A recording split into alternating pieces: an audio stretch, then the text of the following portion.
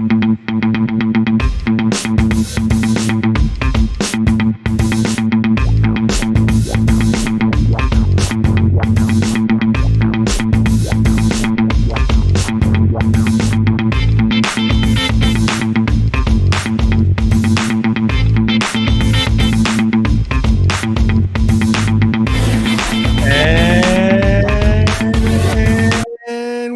to Education, Leadership, and Beyond, Surviving and Thriving. My name is Andrew Murata, host of the show, and it is show number 238. Good evening here on the East Coast, Thursday night, March 9th, 2003. Happy to be live on Facebook, proud member of the Education Podcast Network and Voice Ed Radio Canada, on iTunes, on Spotify, wherever you are taking in podcasts. I'm thrilled you're listening to Education, Leadership, and Beyond and tuning in live. We have some people joining us. If you are live, say hello. Say where you're watching from, and certainly meet today's guest, Peter Stiepleman. I'm getting the name right, Peter. I've been practicing it since we last spoke.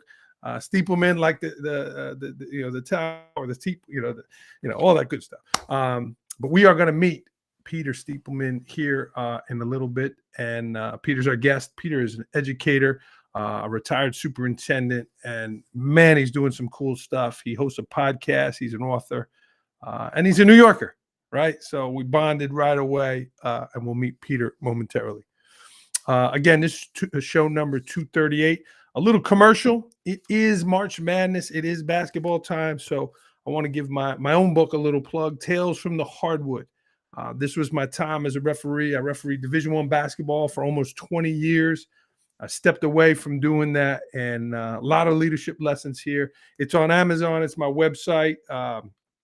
It's not a basketball book. It's a leadership book. It's a book of stories, trials and errors, failures and successes. So I would appreciate it if you checked it out. Again, you could get it on my website, andrewmurata.com, or on Amazon. It's that time of the year, March Madness, and the teams, right? The thrill of the teams. But these guys in the stripes, they're doing the job, they're doing the work, and they've worked their tail off to get to that level and proceed through the tournament. So a shout out to my referee brothers if you are watching. And that leads me to the opening concept. Do I belong here? I'm watching the Nolan Ryan documentary on Netflix. And Nolan talked about the first game, and he goes out there and he's pitching the first game, and he says, I'm pitching the guys that I got their baseball card. I grew up idolizing these guys. And he was scared, and he asked himself, like, do I belong here? I'm standing in the tunnel of the ACC games, my first year in the ACC, and I was nervous. I'm with legendary referees at Duke, at Carolina, at some of these historic places, and I'm standing in the tunnel waiting to walk out on the court, and I'm asking myself, do I belong here? One of my mentors grabbed my shoulder one time before we walked out on the court at Madison Square Garden, Peter, at the Garden. And he said to me, Andrew, you belong here, right? As a leader, as parents, whatever your role is in your job, you belong there, right? Peter served in a number of roles, superintendent, principal, a number of roles in different districts around the country, east to west coast. You belong here, and we need you in education, and we need you to be surviving and thriving, right? More on that thriving part, but you do belong here. So when you question yourself, when you doubt yourself, when you think, hey man, that's not me, it is you. It is you, and we need you, and it's okay to doubt yourself, right? Nolan Ryan, Hall of Fame pitcher, leading strikeouts in the Major League history, said, do I belong here? And then, he had to prove to himself that he did. So you educators out there that maybe doubt yourself from sometimes you have a bad lesson, something doesn't go your way, you do belong here. So that's the opening theme, and let's get rolling. Let's meet Peter Stiepleman and bring him into the show. Peter, welcome to Education, Leadership, and Beyond. Nolan Ryan was a Met. Originally, he was a Met. And one of the worst decisions they ever made was trading him away. So drafted in the 12th round, they said. They took a flyer on. There's all this. I remember Tom Seaver very upset about Nolan Ryan leaving. Very upset. He was his mentor, right? That's right. Yeah. Fans, this is Dr. Peter Stiepleman. And Peter, you have a long career. You recently retired, and he's back in New York visiting his son, but currently living in Washington. Peter, it's an honor to have you on. Thank you for having me. Yeah, you're right. Stiepleman, like top of a church and a man, but I'm a Jewish kid from Long Island. So there you go. A Jewish kid from Long Island who's been all over the country and done some great things. Let's start with your concept, Yeah. Peter. The imperfect leader, right? The image of a leader. You're strong, you're tall, you're confident, and here you are, right? I love how you use the word vulnerable too, right? Here you are talking about the imperfect leader, and it's okay. Why and how do you use this concept? Yeah, I appreciate the question. It is really a career in battling those demons or those voices that we always hear. So you're always presented with this the model of perfection, right? You're told, read my book and you do these 5 things and you'll be like me, a success. And that fuels those voices, or one might call like imposter syndrome, right? I don't belong here kind of thing. And so I wanted to present leadership in a different light. With at the center is this idea of deeper leading and deeper learning, and that there are these 3 ways to get to that center spot. And those are called collective aspiration, like the heart of the work. What are we trying to achieve together? Nested patterns, which is the muscle of the work, which is really saying, what are the behaviors that we will do, almost like muscle memory, right? If you're a basketball player, you learn that muscle memory about how to throw, how to do free throws and things like that. And then the leader's learning work is that last piece, is that sort of that entry point, which is really the mind of the work. And I'll tell you, I told 2 lies to my wife when I was courting her. One is that I love cats. I don't love cats. Although, when we were dating, she said, this relationship isn't going much further unless you can tell me that we're going to have cats. And I said, I love cats. Like, I don't really love them. But I will tell you all, and she used to send like unsolicited pictures of cats, like the local newspaper. Thank you, Elizabeth, for another drawing of a cat. So that, nuts. But the other is that, that I love camping. I don't love camping. I'm from Long Island, the South Shore. We didn't do a lot of camping, but we did when we started dating. But I look at these 3 entry points almost like trailheads. You can enter in any one of those ways to get towards deeper leading and deeper learning. But the sort of the fast way to kind of talk to you about it is like, I wrote a book that's coming out in June, and I've got this podcast that I've been running since September that is, I treat it like an open mic night. Likely my mother is the only one listening, but I will say that I really want to sort of share the fact or to embrace this idea that we're all imperfect, that we make mistakes and that we learn from them. There's a difference between imperfect and like inept or incompetent, right? Imperfect just says, I recognize that I make mistakes and I learn from them, and that I will make predictably better decisions in the future based on just embracing that notion. I love it. And when you were kind of forming all this, the podcast, the book, did you kick around different, like, where did that, the imperfect leader, where did it just appear, download? What happened? Yeah, it just was sort of an epiphany of what is it? I started collecting. I kept journals through all the time that I was a principal and all the time that I was a superintendent. And I was a superintendent in a large district, about 19,000 kids, 4th largest in Missouri. It was urban, suburban, and rural. It was 300 square miles. Wow. So every kind of perspective was brought into this district. 3,000 employees. Lots of the district grew very quickly and over a number of years. And we were a very decentralized district that needed to begin rethinking how we were going to be. And that really did require us to be more centralized about making decisions and things like that. And there are times where I would make mistakes and I would say to myself, well, that was, not a great decision. Or sometimes I'd make, a really great decision. I go like, well, that was a good decision, but I wouldn't reflect on them more than that sort of initial piece. You're a principal, assistant superintendents and superintendents, they do the same thing. They are making 1,000 decisions every day. And, they don't have a lot of time to reflect. So for me, it was, I want to reflect on those decisions. And really what came to light as this sort of epiphany is we're imperfect. And that's okay. Not only that's okay, when you started this conversation just now, you said you belong here. Man, I might have called it you belong here. I mean, it really is saying, don't succumb to the notion that you don't belong. You do. Yeah. And you know what? You're imperfect. And so are we all. Yeah. It's okay, right? You don't have to be perfect. Peter, you mentioned about Missouri. You're from New York. You did amazing work in Missouri, California. You're living in Washington now. Give me some stops along the way, right? You grew in your career, but you also, headed west. So give me some things that you learned along each stop. Yeah, and even before I made it to California, I worked in Madrid, Spain, in the U.S. Embassy, and so I was working there in both the tourism and economic development. And in tourism, you'll appreciate this as a native of Staten Island. People would come in and they say, I'd like to travel to the United States, and they would say things like, can you tell me about Savannah, Georgia? And I'd say, Savannah, Georgia, I don't know where that is. Go to New York. Like, I just sent everyone to New York.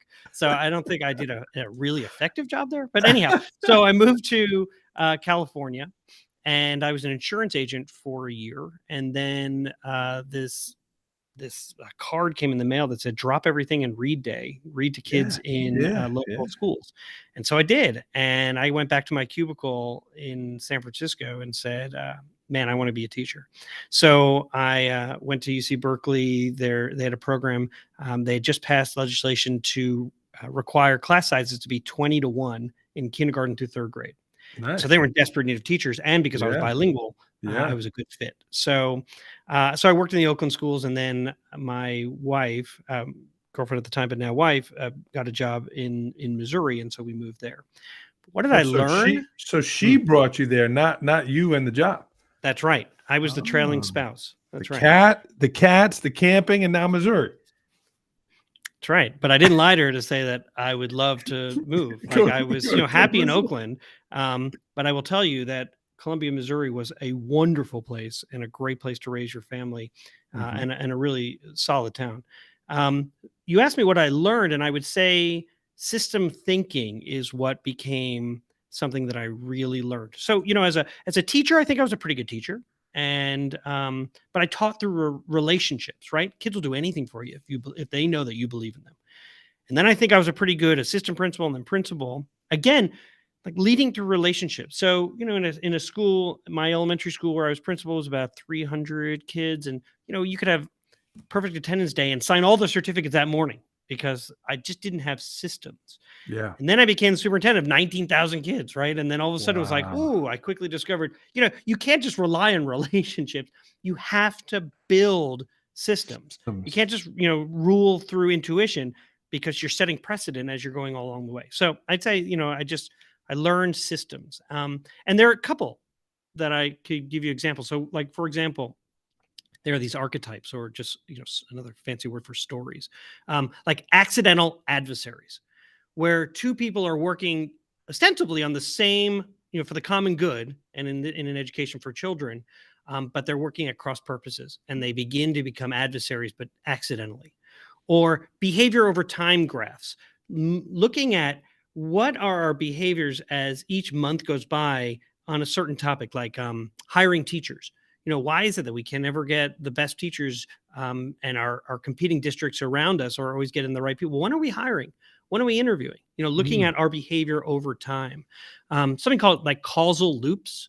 That's another system thinking that I hadn't really thought about, but it was like an example would be, we used to suspend kids for cutting class or for tardies, which made zero sense, right? You don't come to school, so now you can't come to school. Yeah, kick them out of school. Yeah, right, we're going to kick you out, right? So this causal loop, like, or a child misbehaves, so we kick you out. Kid misses assignments, comes back to class, is behind, misbehaves again, gets kicked out of class, right? What are these causal loops? What are kind of the things that keep happening? And then how do you break those loops? And one last one, I guess I would say, is like a stock and flow map.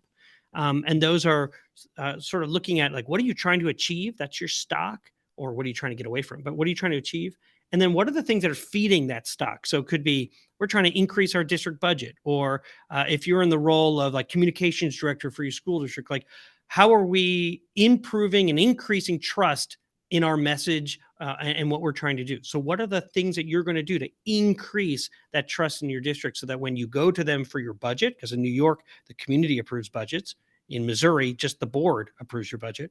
Oh, And so, yeah, getting 7 votes is a lot easier than annually having to go to your whole community and ask them to vote. sure, Or sure. in Connecticut, you've got to get your board to approve it, but then it goes to the city council, has like a board of budgets, and so that has Wow. to be approved by them. So there are lots of different ways around the nation. So anyway, stock and flow maps are kind of that way of looking at what are you trying to achieve, and what are the things we're doing to fill that or reduce that, if it's like, trying to reduce out of school suspensions, for example. Yeah. But it was systems thinking that I just didn't know very much about until I met the Water Center for Systems Thinking, which is an incredible organization. They have free modules, and they also have cohorts that of leaders, principals, central office folks that join together for a year to get training. And I highly recommend their work. And in fact, there are questions at the end of each chapter in my book that come from the Water Center, because their habits of systems thinking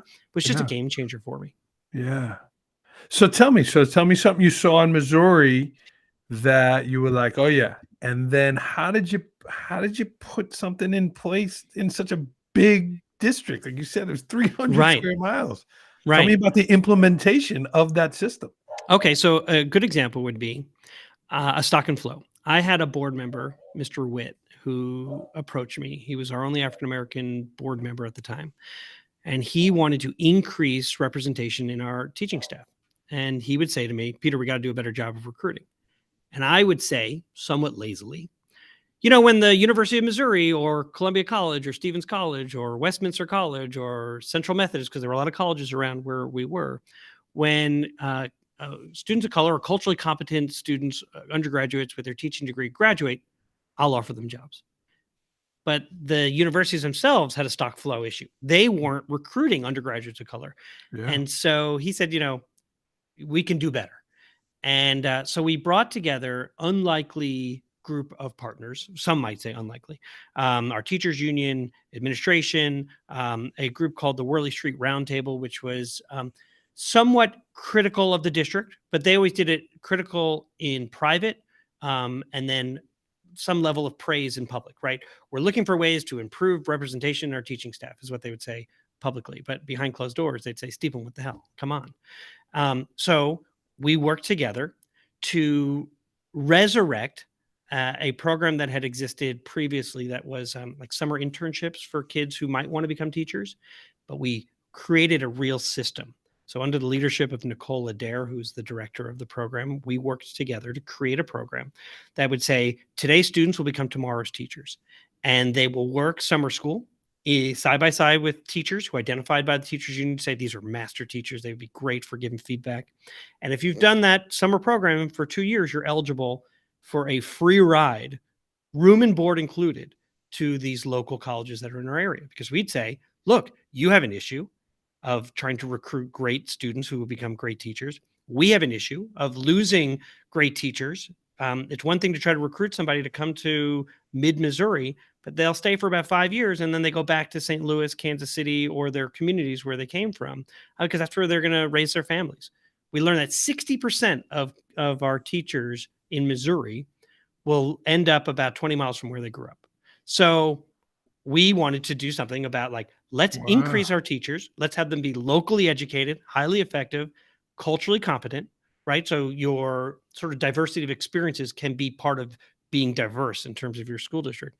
And that is an example of looking at where we had a problem and then building a system to now have a real pipeline of locally educated kids who are our teachers in our district. So it's been going for 6 years now. So we now have 2 cohorts who are teachers in our classrooms. One was just nominated for Teacher of the Year as a new teacher. So it's super exciting to see when you are deliberate, you include the people who are most impacted by that decision, stakeholders, and you do it together. Yeah, yeah. And is this the Como Ed program? Yeah, thanks for doing. Yeah, so that's the Wow. Como Ed program. I initially called it edX, but then I got a cease and desist letter from MIT because apparently they've got a big deal program called edX. So Okay. it's Como Ed. So Wow. So you have 2 years of people that went through it and they came back and worked in your district? not just came back. I mean, they went to school within our community, right? Because we have all these colleges around. They got room and board included, so they graduated debt free. Can you imagine? I mean, we do a signing ceremony just like you do with athletes, right? like the most noble profession, the biggest difference in terms of our, sustaining our democracy. Teachers, right? Teachers, nurses, social workers, but teachers for us. How do we make sure? And we do a signing ceremony with the logos in the background, and their parents are there, and everyone's just like Wow. celebrating the fact that they're going to become teachers in our district. And so I would say that is the most profound example. I mean, there are lots of systems that we built, Yeah. but that is the most profound in terms of like game changer for families. Talk about like disrupting cycles of poverty, right? Now, these graduates who are now part of our school district, they're amassing generational wealth as opposed to Yeah. paying back all their student loans and trying to make it as a teacher, which is not the highest paid job, and you got to pay a lot to get the kind of degrees that are required. And I'm sure they're cheerleading your district. Exactly, right? I'm sure they're saying, "Oh yeah." I was wondering why you were bringing your camera down. I'm like, what's going on? Oh yeah. That's amazing. Yeah. I definitely want to learn more about that. Peter, we have some people watching live. I'd love for them to jump in and say hello and maybe ask a question. And man, what a great program there. Let's talk a little bit about you, Peter. Now you are doing trainings now. You're retired. It's your second year retired, and you are working with principals and superintendents. So many people are leaving the field of education, yet as a retiree, you are helping grow those leaders. So tell me some points that you work on with newer superintendents and or newer principals. Yeah, that's a good question. I would say that is what has become my compelling purpose. So this idea, again, I guess you could look at it as this causal loop. If children are going to be successful, they need to have the very best teachers. And if teachers are going to be successful, they need great principals. And great principals stay when they have excellent superintendents, because they and central office staff, right? They crave reliability. They crave predictability. They crave consistency. They crave someone who is empathetic and compassionate. They crave someone who is that lead learner who says, "I made a mistake and I'm sorry." Someone who will work towards that like shared image of what success looks like, right? Because you can't in a school, that like words like "this child was defiant" or "this child was disrespectful." There aren't really good shared definitions of that word. If you grew up in Staten Island, you may have heard some words that you're okay with. You might say like, "Hey, you know what? We can't say that at school."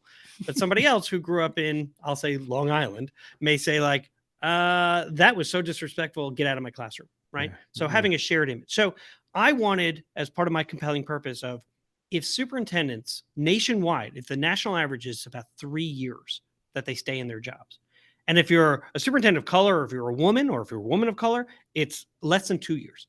Oh, So I wanted to play a role in helping improve outcomes for children by having superintendents be able to stay longer, by helping them identify where they might make mistakes, because it's those simple little things that often undermine a superintendent's ability to stay in the job. Because school boards are elected by the public.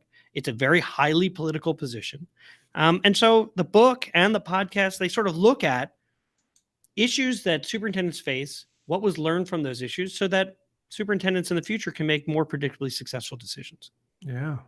Yeah. Awesome.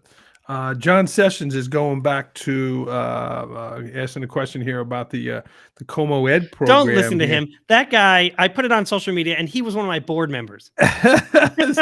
so he supported your program. He did. He was fantastic as a supporter, because, as you might expect, the board and the superintendent have to have a really close partnership. And I will be completely transparent in saying that at the beginning of my superintendency, and this is something that has been a recurring theme on the podcast as I talk to newer superintendents, is that we're never really trained or mentored on how to have that relationship with your board of education. And so it's a real partnership. But basically, I just tolerated them. I was like, "Well, I'll see you at the meeting. Well, we'll do the agenda setting." And then I would be at the meeting, they'd be at the meeting. I'd say, "All right, see you next month." Right? It was so ridiculous. But it was people like Mr. Witt, Jonathan Sessions, and others who really took the time to want to cultivate and curate a better relationship. And you need their support when you're taking on innovations that are going to challenge the system, because the system will work aggressively to return to status quo. It likes the system that's in place. It doesn't like to be agitated or nudged in a different direction. And so I would say that because of people like Jonathan, there were good decisions made. What are you seeing, Peter, in some of your coaching and work with them? Like, what are some maybe missteps or gaps that you're seeing in some of the development of these younger soups or principals? Yeah. So a big, I guess a reoccurring theme would be, and we mentioned this a little bit earlier, which is you make decisions with the people most impacted by that decision. Sometimes are we feel like we've been hired with a real desire to make change, and so we move quickly. And unfortunately, and like when you were on my podcast, which I was so grateful for, you talked about a whole lot of Murata, right? And a whole lot of Murata can be your intensity and your energy and your enthusiasm. That can be like, whoa, for the introvert or the new person saying, I need you to approach me in a different interpersonal way. Same thing for superintendents, is that if they are quick to make change, that can undermine them, because they don't necessarily know what has been valued by that community. So this week on the podcast is a former superintendent named Nate Levinson, and he was brought in to and he met with his board members, and 6 out of the 7 said, you got to get rid of the crossing guards. I mean, they're a ridiculous expense. They get paid $50 an hour. When it rains, they don't get out of their car. When it snows, they don't even come to school. And they're not even crossing kids at the most dangerous crossing spots. And so he did a study. He brought in a consultant who did it for free and discovered when it's raining, the crossing guards don't come out of their car. When it's snowing, they don't even show up for work. And you know what? They're not crossing kids at the most dangerous crossing spots. So he brought it to the board. He said, here's all the data. They said, good, let's get rid of these crossing guards. And within 2 years, he was fired from the superintendency.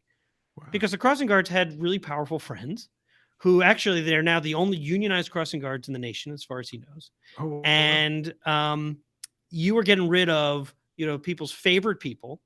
And yes, they were being paid $50 an hour, but they weren't working full-time jobs. It was about $30,000 in the budget, which in the end didn't need to undermine. So all the things that he did do as a soup: increased achievement scores, closed gaps between children with special needs and high achieving kids, found better opportunities and for kids to take higher level coursework and things like that, balanced the budget, created a surplus. Didn't matter.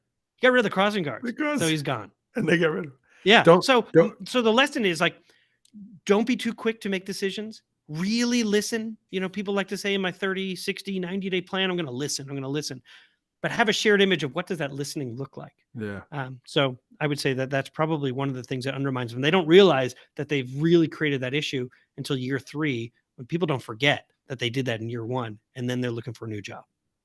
Someone told me once, don't take down a wall that you don't know why it was put up. Yeah. And still question the things that people have always said, well, we've always done it that way. Oh, that to me, I would say that's probably one of my pet peeves. It's like, we've always done it that way.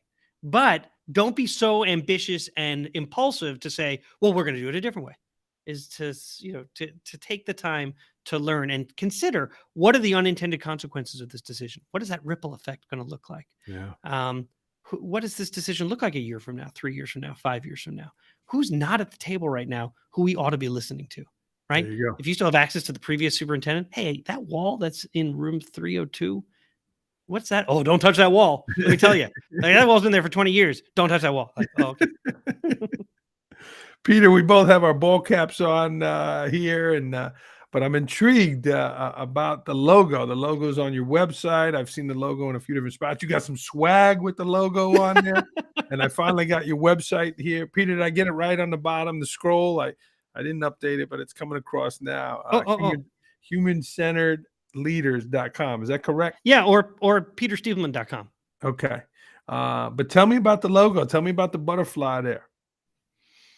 Yeah, so the butterfly. So, I was telling you a little bit about my relationship with the board. And in year 2, I approached the board with an idea that we should have a dual immersion bilingual program in our school district.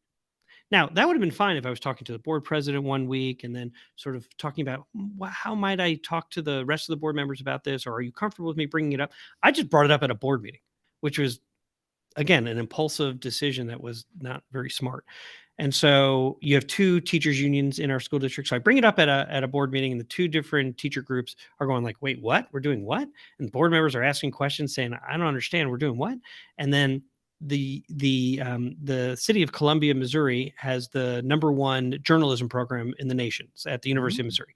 So they send 5 undergraduate reporters to all your board meetings. Plus you have 2 newspapers. Plus you have 3 different radio stations. Plus you have 4 television stations. They all come to the board meeting. They all cover it, right? So now it's all, we're doing a dual immersion bilingual program in Columbia. And of course, now it goes on social media and principals are emailing. Well, it would have been nice if I had known. Okay, so that's sort of your backdrop in terms of framing the logo. So I met with the board in my evaluation. And one of the comments was, you seem to bring things forward, innovations. We want you to be innovative, but we want you to think about how you bring it forward. And so we came together and decided that we would use the butterfly as a way to kind of bring ideas forward. So if I'm in a caterpillar stage, I'm just saying, this is caterpillar stage we're in. I'm exploring an idea. I'm talking to different people. Who are some people I should really be reaching out to better understand how they feel about this idea? And then if I'm in a chrysalis stage, I'm saying, I've been talking with HR, I've been working with the finance department. We have an idea of what this will look like 3 years from now, 5 years from now. And if the board's still receptive and they've asked their questions and we've brought it to finance committee and we know from the operations team, we've got the space to do it, all those kinds of things, right? And then if we're ready to move forward even more, we are now in a butterfly stage. We're ready to launch. So we're talking through the communications and who's delivering that message and how will we keep people abreast on how we're doing, what's our accountability, all those kinds of things. So that's the butterfly, is a constant reminder about process. And then in the center of it is a daruma doll, these Japanese daruma doll. And you may see them from time to time. And they usually come with both of their eyes vacant. And you fill in one eye when you've set a goal. And then you complete the other eye when you've achieved that goal. And so for me, it's the idea that in public education, well, you're going to complete one, eye, but you may never complete the other because we're always moving forward. We're always reaching towards this ideal in terms of public education. And so it's always one is filled in, one is not. And then I guess, you're a principal, so from time to time we take our black eyes. So, one eye is filled in, one isn't. So there it is. So that's the logo. It's very personal to me. And a friend of mine named Sam Falbo, who's an artist, created it for me. And he did it as if it were like a wood print so that it's slightly imperfect, just like we are. Wow. So yeah, a little deep, right? You're like, man, I would like to take that question back, but there it is. It's awesome though. But people wear stuff. Oh yeah. Oh, this is such that. What a great yeah. So there's the story. Yeah. It's perfectly imperfect. Wow. There you go. Oh, I like that. That was a great story, man. I love it. I love the meaning there. Thank you, Peter. We're gonna be coming down the stretch here. But I want to start bringing this a question as a regular question on the podcast. You inspired me after going on yours, so I'm going to ask this for all my guests moving forward. But you're my first one, so okay.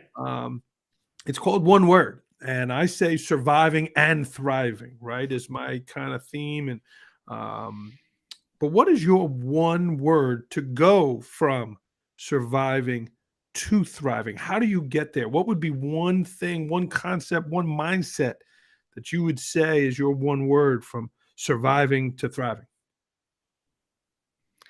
Ooh, I have 2 thoughts. One is the word access, but the other word is activator. And I really like the word activator because when I think of deeper leading and deeper learning, we serve as activators for change. Right. So it's moving from surviving, this idea that I'm just trying to get through today, towards being able to look towards the future and be able to thrive. But you need to be able to be that activator for others so that they have the freedom to be curious and creative, to be innovative. So I'll use that as my first, as the word activator.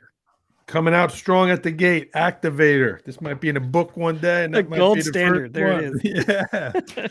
Peter, again, you've been all over the country, a lot of followers, a lot of supporters, a lot of things. What is something that you wanted to talk about here on the program that I didn't ask you? Well, so in my retirement, although I'll tell you that I bristle when anyone says that you're retired, and then I go, I'm not retired. I'm writing and I'm podcasting and I'm advising and I'm giving keynotes and I'm giving workshops. And so my wife says, then stop telling people you're retired. So, I guess I've just sort of transitioned to this other work. One thing that I didn't get to talk about, actually two, but one is I serve on the board of an organization called Be the Change Volunteers.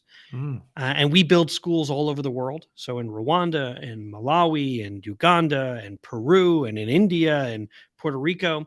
And we work really closely with communities that who really want to increase the enrollment of girls in their schools. And so there are some barriers to girls attending school. One is if the school doesn't have bathrooms, because when girls are menstruating, they're not coming to school in some of the countries and some of the communities that we serve. And so we start with, what does the community want? And what are the treasures and resources that community has? Because we're not going to undermine their local economy. We hire their contractors, their designers, their staff, their crews, and we join on as side by side with them. Building schools all over the world. I've been really involved in the Peru program because I speak Spanish in El Chino, Peru, in the Peruvian Amazon, and it has been just the most inspirational place. And so I would tell you that if anyone's ever interested, go look at Be the Change Volunteers. Would love for you to join us on a build. And the other is that I've begun advising an organization called Ed Connective, because I've been thinking about this whole thing of how do you have superintendents that stay? Well, you need teachers to stay. And we know more than ever that teachers are considering leaving the profession, particularly those during the pandemic who didn't get a chance to do their student teaching. So they were just thrown into classrooms, and they are assigned a mentor in their buildings, but that mentor doesn't have the time to coach them. There's a difference. So the mentor gives them information about parent-teacher conferences, how to do the grade book, how to fill out the field trip form, but they don't have a coach. And if musicians and athletes get coaches, teachers deserve them too. And so I've been working with this organization, Ed Connective, to think about how we can support schools in having teachers get coaches. So they view film of your lessons, right, while you're teaching, and then they give you feedback. And then half of the time is role playing, right? Okay, so let's talk about how that's going to look. I mean, just like you would if you were an athlete. And so Ed Connective is a great organization that I would recommend. So those are the two that you didn't ask me about, but I'm happy to tell you about anytime. And I'm so glad, because I'm intrigued by both of them, and I want to get on one of those builds with you. And I would love it, man. I'm September, feeling Peru. inspired. Yeah. Wow. Rwanda in August. Wow. Well, we'll be talking off air for sure. Okay, cool. Peter, this is great. I know you're in New York with your son, so these are going to be rapid fire. This Rapid is fire. Midtown Manhattan questions here. The first answer that comes to your mind. Are you ready? I'm ready. Here we go. Last book you read. I just finished Seen and Unseen by Elizabeth Partridge. It's about the Japanese internment camps and 3 different photographers and their perspectives. Amazing book. And really, there's so much about, like, when you think about leadership. Go. Next. Seen and Unseen. Last movie you saw. Oh, God. I saw the Ant-Man movie, Quantumania. I saw it by myself. my in-laws just saw it. Your favorite dish? A bagel with Nova, since I'm in New York, or a bagel with whitefish salad, or a slice of za. That's pizza for anyone who's not from New York. There you go. Your favorite place to travel? Well, I just told you about Be the Change, so I'll say Peru, because that community of El Chino, Peru is amazing. Incredible. What is it? Some advice you'd give to a new principal, 1 to 3 years? Systems thinking tool of thinking about, like, leverage points, right? What is, like, one small thing that I can do or a thing that I can take that will have a profound effect on others. So it could be, harvesting the wisdom of the people that you work with. If you're a principal, you've got really smart people who are already working in your building who know how things are done, not just like operationally, but instructionally. That chemistry teacher down the hall, that math. In fact, on my podcast, you mentioned by Seeing as a name some teacher, of the yeah. teachers in your building who you know are Right. just master teachers. So leverage their wisdom as opposed to bringing in somebody to tell them how to teach. Yeah, great point. The best superintendents are the best because fill in the blank. Ooh. Well, they embrace imperfection. They're vulnerable. They're willing to be a lead learner. And I'd say that lead learner is two things. One, that you don't just send people to trainings, you go alongside them, right? Because you're modeling that this is important for the district, as well as you're a lead learner, meaning you're the first to apologize when you make a mistake. Model that and watch the cultural field really shift in your district. That's awesome, man. A journal or blog you subscribe to? I subscribe to the School Administrator magazine. Jay Goldman for AASA. He curates great stories, great learning, just really reflective leaders from all over the nation. So it really gives you a good sense of what's going on around the country. What's a pet peeve of yours? Well, I gave you one earlier, right? But I'm going to give you another one, which is that if you don't know an answer or you're not sure, just say I don't know or no. You don't have to dance around because you feel like uncomfortable, like not knowing something. That to me is I just go crazy. Yeah, you don't have to know. You don't have to be. It's okay. It's okay not to know. But it's like, are we? What are we supposed to learn at this next? In-service. I don't know. It's like, well, I was talking to science, and then I wasn't sure if we were. It's like, it could just be I don't know, or that wasn't what we had hoped it was going to be. It's okay. It's okay.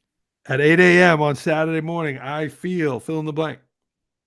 I feel like I'm supposed to be practicing my saxophone for a band that I just joined, the OL Reign, which is a professional women's soccer league in Seattle. Yeah, I joined their pep band. Oh my God. It's so awesome. Yeah. You're I went to a match last year. Megan Rapinoe's on their team, right? And so I'm going to I went to a match and there was this pep band playing. So I looked them up online. It was like, are you new to the area? Have you not picked up your saxophone since like college or high school? Don't want to rehearse very much? We're the band for you. I was like, great. So I've been going to rehearsals at Lumen Field in the evenings, and the season starts coming up here in end of March. And so I'm on the OL Reign Riot team or on the pep band. So much fun. RAINOL Reign? Well, it's REIGN. It's like a little play on the fact that it rains a lot in Seattle, but they're like the reigning champions. Yeah. Yo, I am gonna tune in, bro. Pump up the volume, man. Oh my God. You're in the pep band. Yeah, don't listen too closely. Well, actually, this alto saxophones are very good, so I can play a little softer. You're incredible. This is awesome. Yeah, I'm learning all my like Lizzo tunes. It's so funny. Best takeaway from this show for our guests? I guess I would say, as you consider shifts in practice or careers, you've reminded me that really like trusting yourself, right? I'll go back to what you said at the beginning. You belong here. So trust yourself is like an essential first step. You're going to make missteps. You're going to make mistakes. Make mid-course corrections. That's okay. So I'd say trust yourself. One thing you're curious about? I'm curious about what the next 3 to 5 years will look like for my boys who will be graduating college or high school, my wife and her career, and for me. Yeah. So, yeah, I'm kind of curious. I'm excited, but I'm curious. The non-retired imperfect educator. That's right. Peter, something about Peter Stiepleman that people do not know about. Justice Ruth Bader Ginsburg was my aunt. Whoa. You're not messing around. No. Holy cow. Dude, I liked you before you said that. Now I like you even more. Holy cow. That's powerful. Wow. Isn't that crazy? Yeah. Wow. Yeah. Cool. Peter, you mentioned your website. I got one of them going before, and then it's peterstiepleman.com. And then your Twitter is on there. What's the best way for people to get in touch with you? Yeah, through the website or through LinkedIn. You can find me there. And through Twitter anyway. And on my website has my phone number, so you can text me, call me, whatever you'd like. And Peter's book is coming out this June. Again, the name of the book, Peter, is An Imperfect Leader: Human-Centered Leadership in After Action. It looks at the experiences of a superintendent over a series of years, decisions that were made, and then deconstructing that decision in a way that helps one see what got overlooked and what did I learn and what new relationships were formed. And in the end, what was something that was good that came out of it? Because, through our experiences is where our greatest learning happens. Peter Stiepleman, friends. I'm looking forward to that. Peter, I'd like to end with a quote. You have one for us that you like to live by? I do. It was a quote that my aunt sent me, and I live by it, which is that real change, enduring change, happens one step at a time. Say it one more time. Real change, enduring change, happens one step at a time. Peter, you had some friends on here watching. AJ, watching. I don't know who from AJ is, so New I'm so happy to Jersey. know it. Yeah. Thanks for listening. That was My awesome. paisan from New Jersey, an assistant principal. Yeah, good stuff.